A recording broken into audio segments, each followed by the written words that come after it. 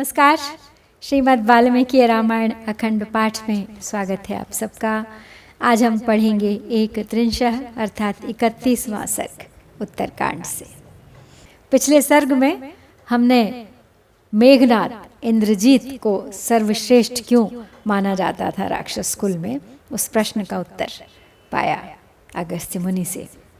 आज के सर्ग में है रावण का माहिष्मतीपुरी में जाना और वहाँ के राजा अर्जुन को न पाकर मंत्रियों सहित उसका विंध्यगिरि के समीप नर्मदा में नहाकर भगवान शिव की आराधना करना।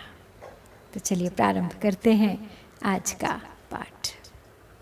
ततो रामो महातेजा विस्मयात् पुनरेव हि उवाच प्रणतो वाक्यमगस्त्यं ऋषिसत्तमम् भगवन् राक्षसः क्रूरो यदा प्रभृति मेदिनी पर्यटत् किं तदा लोकाः शून्यासन् द्विजोत्तम राजा वा राजमात्रो वा किं तदा नात्र कश्चन धर्षणं यत्र न प्राप्तो रावणो राक्षसेश्वरः उताहो हतवीर्यास्ते बभूवुः पृथिवीक्षितः बहिष्कृतावरास्त्रैश्च बहवो निर्जिता नृपाः राघवस्य वचः श्रुत्वा अगस्त्यो भगवान् ऋषिः उवाच रामं प्रहसन् पितामह इवेश्वरम्। अब मेघनाद के शौर्य की कथा सुनकर महातेजस्वी श्री राम ने मुनिश्रेष्ठ अगस्त्य को प्रणाम करके पुनः विस्मय पूर्वक पूछा कि हे भगवान, हे द्विज श्रेष्ठ, जब क्रूर निशाचर रावण पृथ्वी पर विजय करता घूम रहा था उस समय क्या यहाँ के सभी लोग शौर्य संबंधी गुणों से शून्य ही थे? क्या उन दिनों यहाँ कोई भी क्षत्रिय नरेश अथवा क्षत्रियेतर राजा कोई अधिक बलवान नहीं था जिससे इस भूतल पर पहुंचकर राक्षस राज रावण को पराजित या अपमानित होना नहीं पड़ा? अथवा उस समय के सभी राजा पराक्रम शून्य तथा शस्त्र ज्ञान से हीन थे जिसके कारण उन बहुसंख्यक श्रेष्ठ नरपालों को रावण से परास्त होना पड़ा? तो श्री रामचंद्र जी की यह बात सुनकर भगवान अगस्त्य मुनि ठठा कर हंस पड़े और जैसे ब्रह्मा जी महादेव जी से कोई बात कहते हों इसी तरह वे श्री रामचंद्र जी से बोले। इत्येवं बाधमानस्तु पार्थिवान् पार्थिवर्षभ चचार रावणो राम पृथिवीं पृथिवीपते ततो माहिष्मतीं नाम पुरीं स्वर्गपुरी प्रभां सम्प्राप्तो यत्र सान्निध्यं सदासीद्वसुरे तसः तुल्य आसीन् नृपस्तस्य प्रभावात् वसुरे तसः अर्जुनो नाम यत्राग्निः शरकुण्डे शयः सदा तमेव दिवसं सोऽथ है हयाधिपतिर्बली अर्जुनो नर्मदां रन्तुं गतः स्त्रीभिः सहेश्वरः तमेव दिवसं सोऽथ रावणस्तत्र आगतः रावणो राक्षसेन्द्रस्तु तस्यामात्यानं पृच्छत क्वार्जुनो नृपतिः शीघ्रं सम्यगाख्यातुमर्हथ रावणो अहमनुप्राप्तो युद्धेप्सुर्नृवरेणः। तो अगस्त्य मुनि श्री राम से कहते हैं कि हे पृथ्वीनाथ, हे भूपाल शिरोमणि, हे श्री राम, इसी प्रकार सब राजाओं को सताता और पराजित करता हुआ रावण इस पृथ्वी पर विचरने लगा। घूमते घूमते वह स्वर्गपुरी अमरावती के समान सुशोभित होने वाली माहिष्मती नामक नगरी में जा पहुंचा, जहां अग्निदेव सदा विद्यमान रहते थे। उन अग्निदेव के प्रभाव से वहाँ अग्नि के ही समान तेजस्वी अर्जुन नामक राजा राज्य करता था, जिसके राज्य काल में कुशास्तरण से युक्त अग्निकुंड में सदा अग्नि देवता निवास करते थे। जिस दिन रावण वहाँ पहुँचा उसी दिन बलवान है राजा अर्जुन अपनी स्त्रियों के साथ नर्मदा नदी में जल क्रीड़ा करने के लिए चला गया था। उसी दिन रावण माहिष्मतीपुरी में आया।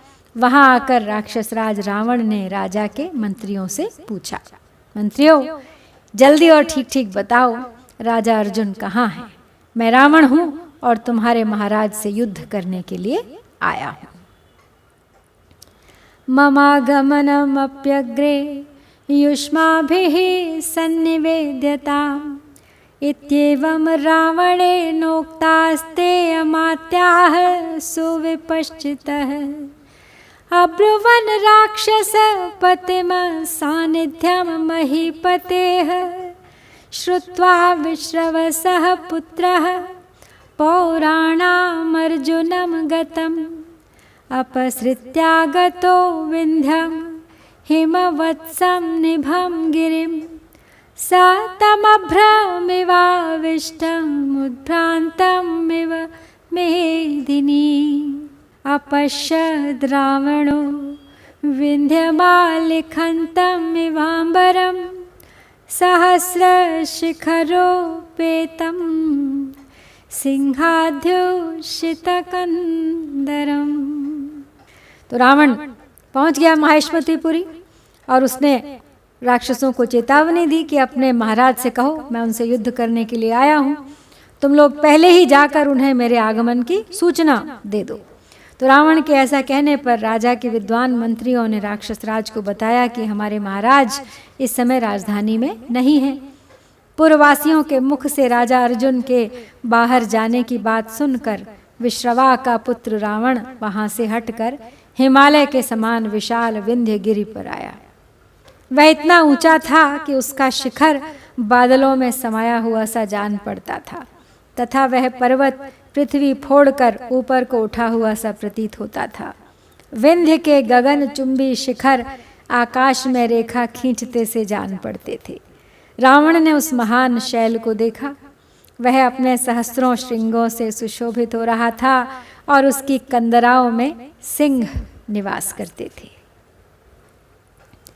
प्रपातपतितैः शीतैः साट्टहासमिवाम्बुभिः देवदानवगन्धर्वैः साप्सरोभिः सकिन्नरैः स्वस्त्रीभिः क्रीडमानैश्च स्वर्गभूतं महोच्छ्रयं नदीभिः स्यन्दमानाभिः स्फटिकप्रतिमं जलं फणाभिश्चलजिह्वाभिरनन्तमिव विष्ठितम् उत्क्रामन्तं दरीवन्तं हितवत्सन्निभं गिरिं पश्यमानस्ततो विन्ध्यं रावणो नर्मदां ययौ चलोपलजलां पुण्यां पश्चिमोदधिगामिनीं महिषैः श्रीमरैः सिंहैः शार्दूलऋक्षगजोत्तमैः उष्णाभितप्तैस्त्रिशितैः संक्षोभितजलाशया। रावण ने उस महान शैल शिखर को देखा।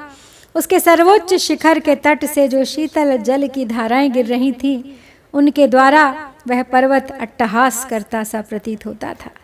देवता, दानव, गंधर्व और किन्नर अपनी अपनी स्त्रियों और अप्सराओं के साथ वहां क्रीड़ा कर रहे थे। वह अत्यंत ऊंचा पर्वत अपनी सुरम्य सुषमा से स्वर्ग के समान सुशोभित हो रहा था। स्फटिक के समान निर्मल जल का स्रोत बहाने वाली नदियों के कारण वह विंध्यगिरि चंचल जिह्वा वाले फनों से उपलक्षित शेषनाग के समान स्थित था। अधिक ऊंचाई के कारण वह ऊर्ध्वलोक को जाता सा जान पड़ता था। हिमालय के समान विशाल एवं विस्तृत विंध्यगिरि बहुत सी गुफाओं से युक्त दिखाई देता था। विंध्याचल की शोभा को देखता हुआ रावण पुण्य सलिला नर्मदा नदी के तट पर गया, जिसमें शिलाखंडों से युक्त चंचल जल प्रवाहित हो रहा था। वह नदी पश्चिम समुद्र की ओर चली जा रही थी। धूप से तपे हुए प्यासे भैंसे, हिरण, सिंह, व्याघ्र, रीछ और गजराज उस जलाशय को विक्षुब्ध कर रहे थे। चक्रवाकैः सकारण्डैः सहंस जल कुक्कुटैः सारसैश्च सदा मत्तैः कूजद्भिः सुसमावृताम् फुल्लद्रुमकृतोत्तंसां चक्रवाकयुगस्तनी विस्तीर्णपुलिनश्रोणीं हंसावलि सुमेखलां पुष्परेण्वनुलिप्ताङ्गीं जलफेनामलांशुकां जलावगाह सुस्पर्शां फुल्लोत्पल शुभे क्षणां पुष्पकादवरुह्याशु नर्मदां सरितां वराम् इष्टामिव वरां नारीमवगाह्य दशाननः स तस्याः पुलिने रम्ये नानामुनिनिषेविते उपोपविष्टः सचिवैः सार्धं राक्षसपुंगवः। तो विंध्याचल की शोभा देखते ही बनती थी। वहाँ के दृश्य का वर्णन करते हुए आगे कहते हैं कि सदा मतवाले होकर कलरव करने वाले चक्रवाक, कारंडव, हंस, जल कुक्कुट और सारस आदि जल पक्षी नर्मदा की जल राशि पर छा रहे थे। सरिताओं में श्रेष्ठ नर्मदा परम सुंदरी प्रियतमा नारी के समान प्रतीत होती थी। खिले हुए तटवर्ती वृक्ष मानो उसके आभूषण थे। चक्रवाक के जोड़े उसके दोनों स्तनों का स्थान ले रहे थे। ऊंचे और विस्तृत पुलिन नितंब के समान जान पड़ते थे। हंसों की पंक्ति मोतियों की बनी हुई मेखला करधनी के समान शोभा दे रही थी। पुष्पों के पराग ही अंगराग बनकर उसके अंग अंग में अनुलिप्त हो रहे थे। जल का उज्ज्वल फेन ही उसकी स्वच्छ श्वेत साड़ी का काम दे रहा था। जल में गोता लगाना ही उसका सुखद संस्पर्श था और खिले हुए कमल ही उसके सुंदर नेत्र जान पड़ते थे। राक्षस शिरोमणि दशमुख रावण ने शीघ्र ही पुष्पक विमान से उतरकर नर्मदा के जल में डुबकी लगाई और बाहर निकलकर वह नाना मुनियों से सेवित उसके रमणीय तट पर अपने मंत्रियों के साथ बैठ गया। प्रख्याय नर्मदां सोऽथ गंगेयमिति रावणः नर्मदा दर्शने हर्षमाप्तवान् स दशाननः उवाच सचिवांस्तत्र सलिलं शुकसारणौ एष रश्मि सहस्रेण जगत्कृत्वेव काञ्चनम् तीक्ष्णतापकरः सूर्यो नभसो मध्यमास्थितः ममासीनं विदित्वैव चन्द्रायति दिवाकरः नर्मदा जलशीतश्च सुगन्धिः श्रमनाशनः मद्भयादनिलो ह्येष वात्यसौ सुसमाहितः इयं वापि सरिश्रेष्ठा नर्मदा नर्मवर्धिनी न क्रमेण विहंगोर्मिः सभयेवांगना स्थिता। तो दशग्रीव रावण अपने पुष्पक विमान से उतर नर्मदा के जल में डुबकी लगा नाना मुनियों से सेवित नर्मदा के रमणीय तट पर अपने मंत्रियों के साथ बैठ गया। ये साक्षात गंगा है ऐसा कहकर दशानन रावण ने नर्मदा की प्रशंसा की और उसके दर्शन से हर्ष का अनुभव किया। फिर वहाँ उसने शुक, सारण तथा अन्य मंत्रियों से लीला पूर्वक कहा। ये सूर्यदेव अपनी सहस्र किरणों से संपूर्ण जगत को मानो कांचनमय बनाकर प्रचंड ताप देते हुए इस समय आकाश के मध्य भाग में विराज रहे हैं, किंतु मुझे यहाँ बैठा जानकर ही चंद्रमा के समान शीतल हो गए हैं। मेरे ही भय से वायु भी नर्मदा के जल से शीतल, सुगंधित और श्रम नाशक होकर बड़ी सावधानी के साथ मंद गति से बह रही है। सरिताओं में श्रेष्ठ यह नर्मदा भी क्रीड़ा रस एवं प्रीति को बढ़ा रही है। इसकी लहरों में मगर, मत्स्य और जल पक्षी खेल रहे हैं और यह भयभीत नारी के समान स्थित है।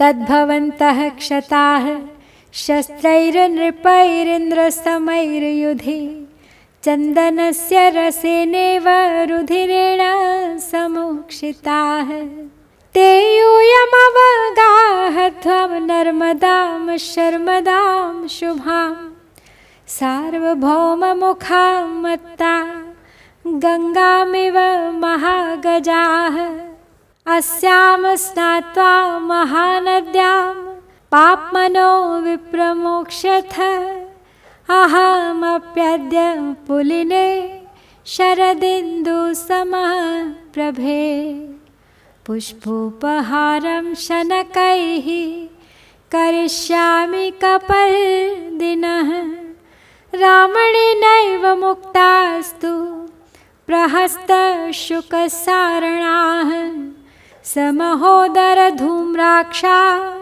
नर्मदां विजगाहिरे राक्षसेन्द्र गजस्तैस्तु क्षोभिता नर्मदा नदी। तो रावण यहाँ पर अपने मंत्रियों शुक, सारण इत्यादि से कह रहा है, अपनी महानता का बखान कर रहा है। कहता है कि सब कुछ मेरे भय से ही हो रहा है, नदियाँ भी मुझसे भयभीत हैं, सूर्य भी यहाँ तक कि मुझसे भयभीत होकर चंद्रमा के समान शीतल हो गए हैं।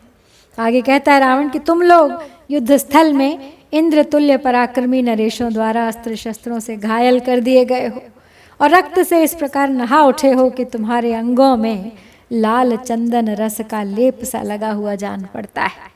अतः तुम सब के सब सुख देने वाली इस मंगल कारिणी नर्मदा नदी में स्नान करो, ठीक उसी तरह जैसे सार्वभौम आदि महान दिग्गज मत वाले होकर गंगा में अवगाहन करते हैं। इस महानदी में स्नान करके तुम पाप ताप से मुक्त हो जाओगे। मैं भी आज शरद ऋतु के चंद्रमा की भांति उज्ज्वल नर्मदा तट पर धीरे धीरे जटाजूटधारी महादेव जी को फूलों का उपहार समर्पित करूंगा। तो रावण के ऐसा कहने पर प्रहस्त, शुक, सारण, महोदर और धूम्राक्ष ने नर्मदा में स्नान किया। राक्षसराज की सेना के हाथियों ने नर्मदा नदी में उतरकर उसके जल को मथ डाला, मानो वामन, अंजन, पद्म आदि बड़े बड़े दिग्गजों ने गंगा जी के जल को विक्षुब्ध कर डाला हो। वामनांजन पद्माद्यैर्गंगाइव महागजैः ततस्ते राक्षसाः स्नात्वा नर्मदायां महाबलाः उत्तीर्य पुष्पाण्या जह्रुर्बल्यर्थं रावणस्य तु नर्मदा पुलिने हृद्ये शुभ्राभ्र सदृश प्रभे राक्षसैस्तु मुहूर्तेन कृतः पुष्पमयो गिरिः पुष्पेषु अपहृतेष्वेवं रावणो राक्षसेश्वरः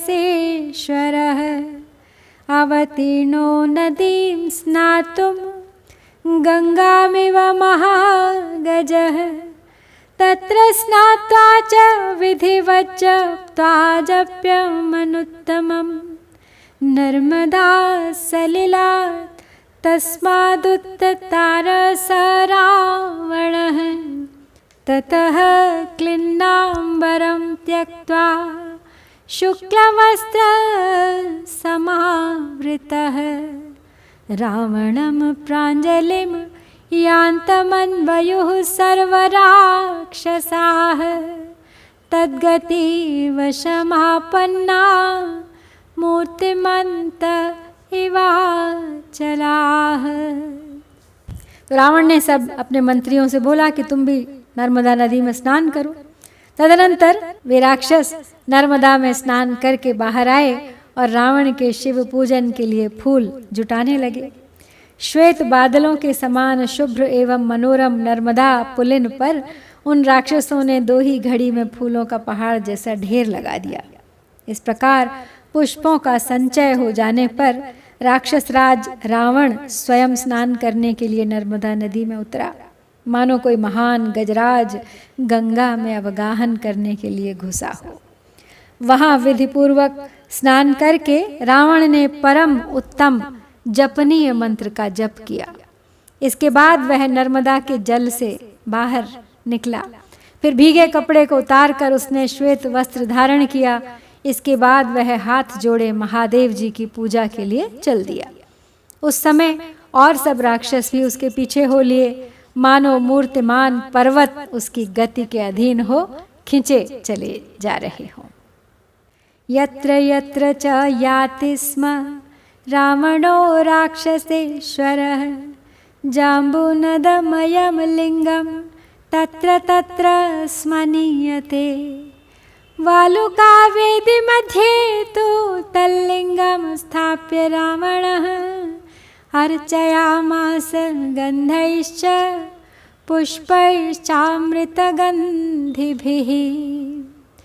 ततः सतामार्तिहरं परं वरं वरप्रदं चन्द्रमयूखभूषणं समर्चयित्वा स निशाचरो जगौ प्रसार्य हस्तान् प्रणनर्तचाग्रतः। तो राक्षस राज रावण जहाँ जहाँ भी जाता था वहाँ वहाँ एक सुवर्णमय शिवलिंग अपने साथ लिए जाता था।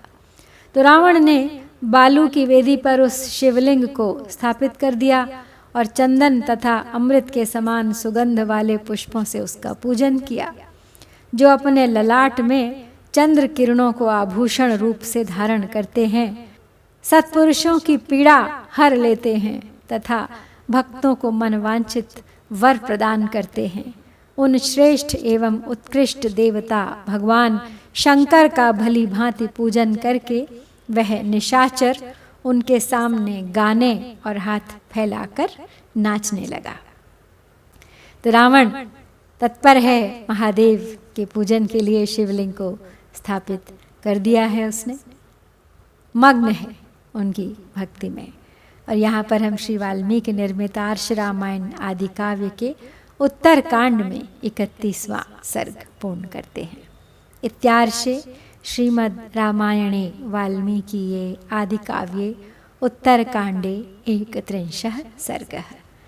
ओम श्री सीतारामचंद्राभ्यां